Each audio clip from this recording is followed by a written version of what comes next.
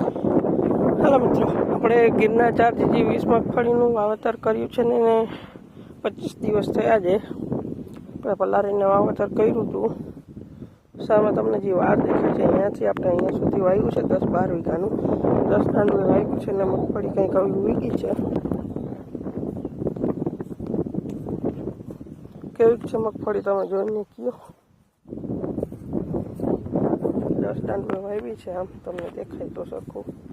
પાણી ચાલુ છે. આપણે વાવેતર કરી લીધા પછી આપણે ઉકાળો થઈ ગયા પછી આ પાણી આપીએ છીએ.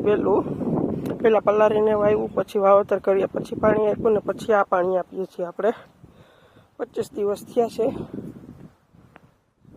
તો કેવીક લાગી મગફળી. આ બાજુ આપણે નેદવાનું બાકી રહી ગયું હતું, પણ આપણે પાણી પાઈ દીધું છે. તાણ હતી પાણીની, એટલે વરસાદની કાંઈ નક્કી નથી. જ્યારે આવે તો વરસાદી બીજને 2-3 દિવસની વાર છે, ત્યારે મહેનત કરશે. તો આ મગફળી કેવું લાગ્યું મગફળી છે, કેવું ઉકાળો છે. 10 દાંડું આપણે વાવ્યું છે ગિરનાર 4નું વાવેતર. 26 તારીખ બધું વાવેતર કમ્પ્લીટ કરી ગયા હતા પલારીને. ઓલી બાજુ છે એ 20 તારીખે વાવેતર કર્યું હતું.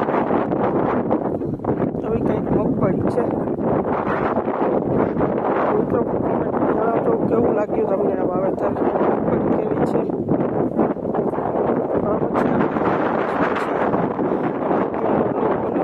વરસાદ થઈ ગયા પછી કે કેવી છે મગફળી લાગશે પછી.